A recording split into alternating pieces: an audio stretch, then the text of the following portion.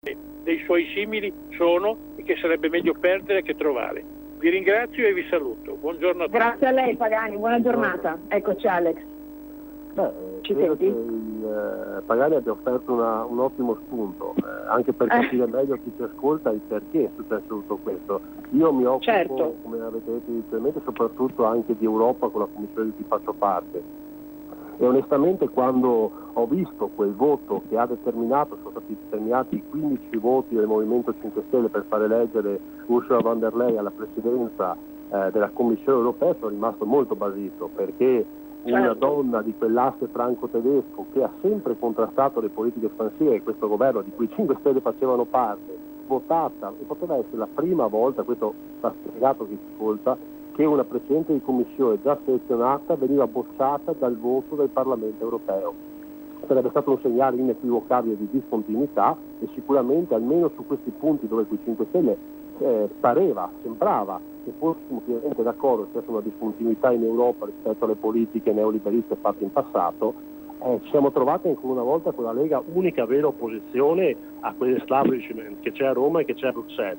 Io ripeto, ha ragione chi ci dice basta. Io credo che la sciagura di un governo, seppur a termine, perché non durerebbero, fra Movimento 5 Stelle e PD, che sarebbe contrario alla volontà dei cittadini espressa sia alle elezioni politiche, sia a quelle europee, sia alle 8 consultazioni regionali, oltre a quelle locali amministrative, per evitare questo, laddove davvero questi no diventassero sì e ci fosse un governo in grado di lavorare e non litigare, e io credo che Matteo Salvini si è dimostrato ancora una volta davvero interessato al bene del paese, perché le sta provando tutte per non consigliarlo da sinistra, ma nemmeno per vivacchiare e tenerci buone la poltrona. Chi ci ascolta deve sapere che mentre gli altri gruppi politici stanno discutendo in queste ore con chi allearsi, quali posti farci dare, noi abbiamo fatto una riunione parlamentare di Camera e Senato, non c'è nessun segreto, per parlare dell'Italia dei sì, dell'Italia del futuro, di come vogliamo fare la manovra economica, di cosa vogliamo fare nei prossimi mesi, e credo che la differenza sia sostanziale. Abbiamo un'altra telefonata, lo sai? Adesso sentiamo che è in linea. Pronto? Pronto? Sì, pronto, buongiorno. Buongiorno, buona Padania a tutti voi, grazie del tempo che mi potete dedicare. Io volevo dire una cosa al buon Pagani, che è una persona intelligentissima e se ne intende veramente, che ha dimenticato una cosa però, che i fili li tira anche il buon napolitano, per cui da Mattarella aspettiamoci niente di buono. Che il signore che dietro le quinte, senatore a vita ben pagato, rosso come un'anguria al mese d'agosto. Ragazzi, tira i fili. Grazie, buona Padania. Grazie a lei, grazie a lei, grazie.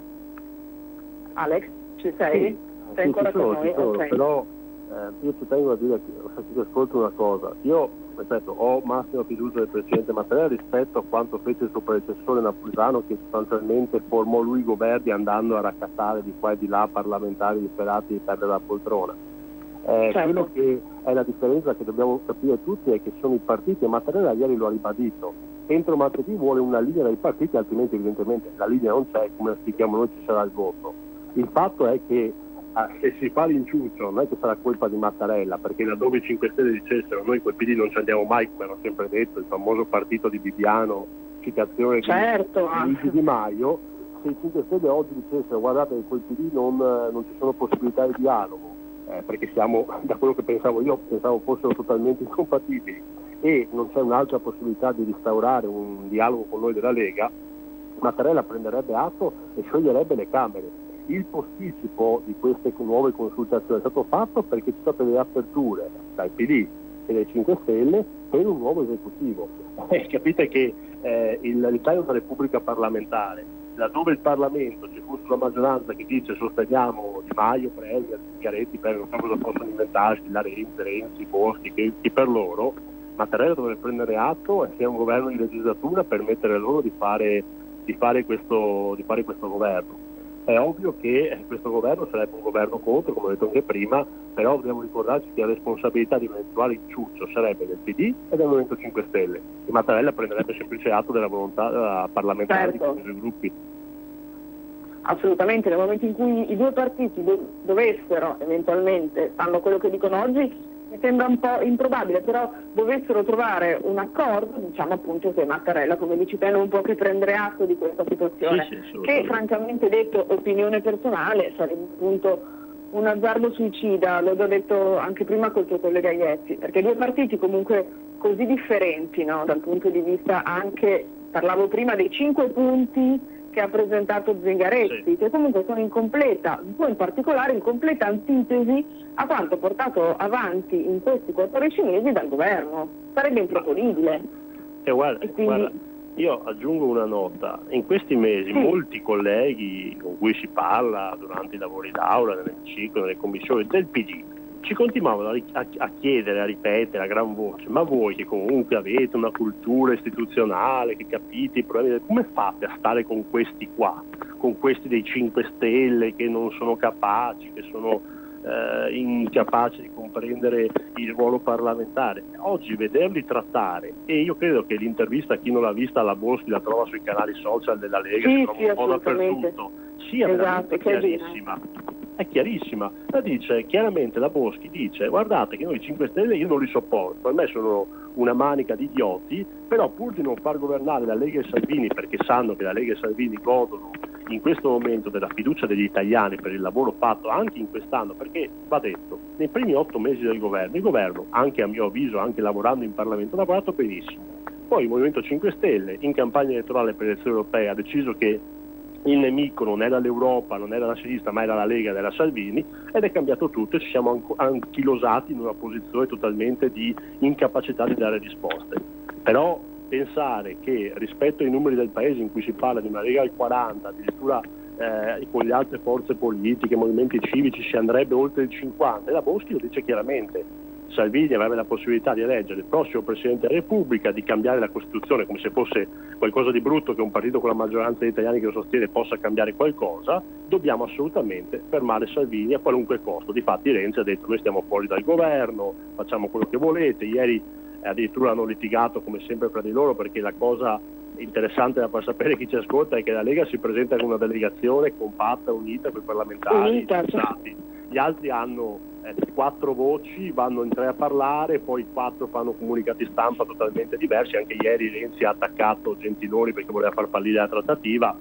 Voi capite che siamo in una situazione che anche Mattarella ha delineato ieri, dicendo chiaramente che i partiti non si stanno assumendo responsabilità, perché vedere 2 partiti che arrivano con i 5 punti, l'altro con i 10 punti, come se fossimo in campagna elettorale, stessi facendo un convegno. Tu devi parlare alla nazione post colloquio col Presidente della Repubblica se ci sono o meno le condizioni per fare un governo. Salvini l'ha detto: le soluzioni sono 2: il voto anticipato, che noi riteniamo la soluzione primaria, la via maestra. In alternativa, se i 5 Stelle sono tornati sull'idea di cambiare questo paese e non far parte dell'establishment qui in Italia e a Bruxelles, sediamoci al tavolo e vediamo se ci sono le possibilità di lavorare, sempre non per interesse personale, perché il nostro interesse personale era o stare al governo e goderci le poltrone, oppure andare al voto e cambiare veramente. Però se serve dare un governo al paese, ci sono le possibilità, siamo ancora. Se qualcuno dice Francia o Spagna, tanto è importante stare in Parlamento, perché questa è la vera diatriba degli altri partiti che hanno paura di non essere rispetti, capite che siamo di fronte a 2 esigenze, l'ho detto anche Matteo, totalmente diverse. Noi parliamo della prossima finanziaria, questi stanno parlando dei 200 parlamentari che hanno il mutuo a Montecitorio stipulato una campagna e sanno come pagarlo. Guardate che il partito del Tengo Famiglia, il partito del mutuo, in questi giorni è molto molto agitato, perché ci sono persone che non hanno una professione fuori dalla politica e che si trovano oggi, dopo un anno solo di governo, a dover cambiare le proprie idee sulla propria vita economica futura. Onestamente noi siamo in Parlamento per fare altro, però non possiamo neanche essere ostaggio di 30 senatori renziani che non vogliono mollare la cadrega, detta molto semplicemente. Certo, no, assolutamente, anzi è imbarazzante. La Lega secondo me ha dato dimostrazione di non essere assolutamente attaccata alla poltrona, perché insomma poteva benissimo continuare a governare per il bene di una situazione appunto dell'Italia. Ha deciso di fermare questa esperienza, quindi diciamo addirittura Salvini ha detto i giorni scorsi sono disposto anche a ritirare i nostri ministri. Insomma, mi sembra un atto di grande responsabilità. Posso dire anche la cosa positiva è che per la prima volta, questo grazie a Matteo, la crisi non si è capito perché non si possa fare le crisi ad agosto, siamo pagati tutto l'anno e onestamente non è un problema lavorare a luglio, agosto, soprattutto quando si parla dell'interesse del paese. Ma la cosa che io ritengo positiva, non negativa, è che per la prima volta gli italiani, di fronte a un governo che aveva degli evidenti problemi per colpa di qualcun altro, perché è evidente che se tu in Senato rispetto al tuo Presidente del Consiglio, il tanto amato adesso Conte, i 5 Stelle gli hanno votato una mozione contro in Senato sulla TAV, praticamente sfiduciandolo perché il governo si è espresso con due pareri differenti. Ecco, rispetto a questi problemi, il bello che la Sciura Maria, mia mamma e mia nonna sappiano benissimo cosa accade nel paese perché c'è una dialettica trasparente e costante e gli accordi non si fanno più nelle segrete stanze dei partiti, in qualche butigliato intorno a Palazzo Chigi o Montecitorio, onestamente io credo sia una cosa positiva. Salvini poteva tranquillamente fare il miglior ministro della storia, lo dico in numeri, l'85% dei sbarchi in meno, la riduzione fortunatamente drastica dei morti nel Mediterraneo, il controllo contro le mafie. Poteva fare Sì, prego. A proposito, scusa, di immigrazione e di morti nel Mediterraneo, ha fatto un video poco fa Salvini, dove dice che tra l'altro, per quanto riguarda gli sbarchi, nel 2017 98.000, 2018 19.500, nel 2019, quindi pieno anno di attività del governo, 4.722. Quindi diciamo che la politica immigratoria è stata sicuramente uno dei fiori all'occhiello, cioè è stato fatto un grosso investimento sia in termini di persone che in termini di tempo. Ma però io mi ricordo in campagna elettorale, non si parla di 10 anni fa, ma nelle TV locali, in quelle nazionali, io ho avuto piacere di andare più volte in radio, sui giornali mi dicevano quegli esponenti di sinistra: ma l'immigrazione è un fatto internazionale, voi dite sciocchezze, alimentate il populismo, non lo fermerete mai. È bastato un anno di ministro dell'interno che ha detto: prima l'Italia, difendiamo i confini, e le rotte immigratorie sono state bloccate, le morti sono, che è un altro fattore fondamentale, le vite in mare, meno partenze, meno sbarchi, meno morti, abbiamo visto un vero cambiamento. Voi capite che rispetto a questi risultati la cosa più sensata che poteva fare, se fosse stato attaccato alla poltrona Matteo Salvini, sarebbe stata quella di dire: va tutto bene, ma sì, risolveremo, un po' alla volta si farà. E però è rallentato l'azione del governo, non avremmo lavorato appieno per gli interessi degli italiani e ci saremmo trovati a fare una manovra economica timida. Cioè, abbiamo parlato per un anno e mezzo di fare shock trampiani all'economia e poi c'erano il partito dei tecnici spalleggiato al Movimento 5 Stelle che diceva sì, ma l'1,7 europeo, ma i vincoli, ma questo. Voi capite che noi siamo andati in campagna elettorale, grazie ai cittadini italiani hanno preso il 34% 2 mesi fa dicendo: dateci forza in Italia per cambiare anche in Europa. Non possiamo trovarci a fare la manovra economica dettata da Bruxelles, cioè sarebbe stato impensabile. No, però la comodità era stare lì, fare il parlamentare, il sottosegretario, il ministro, il vice premier, però in Lega non siamo nati per le cose comode, per provare a cambiare questo paese. E onestamente il nostro gruppo parlamentare, anche se al 95% sono tutti di prima legislatura, ha applaudito convintamente Matteo Salvini per alcuni minuti, perché ci voleva coraggio, trasparenza, perché la crisi è sotto gli occhi di tutti e non ci sono segreti, segretucci, trattative sotto banco. Adesso onestamente mi stupirebbe davvero che tanti colleghi con cui ho parlato del Movimento 5 Stelle, tante anche persone per bene, finissero col partito di Bibbiano a fare la riforma del CSM con Lotti, a fare la commissione d'inchiesta sulle banche con la Borsa. Per carità, le vie della cadrega sono infinite, però davvero un po' di dignità. Ma guarda, speriamo nel buon senso, speriamo che a qualcuno sia rimasta. Perché prima o poi si vota, e secondo me, lo ha detto anche il collega Iglietti, sono sicuro che avrà ribadito anche questo: questi due partiti sono fondamentalmente incompatibili, anzi sono scannati in Parlamento a insulti per un anno e mezzo, molto più che con noi. Cioè, il PD se la prendeva molto più spesso con il 5 Stelle che con noi, e onestamente vederli governare insieme, per carità, per salvare un annetto di poltrona, ma prima o poi in questo paese i cittadini italiani voteranno. E oltretutto che Mattarella, se c'è un governo, lo vorrà un governo che si presenta con una squadra per durare, non una squadra per tirare a campare e vedere se qualche altra sciocchezza su Salvini lo fa cadere un pochino nei sondaggi, perché la verità è questo. Ci sono tante, io leggo sui giornali, le retroscena, le idee, Da una parte c'è chi ha paura del voto, io ho sentito ieri nessuna paura del voto, se fosse vero avremmo già evitato sceneggiate in Senato posticipate di 10 giorni come ha voluto Conte, che ha voluto parlare 10 giorni dopo.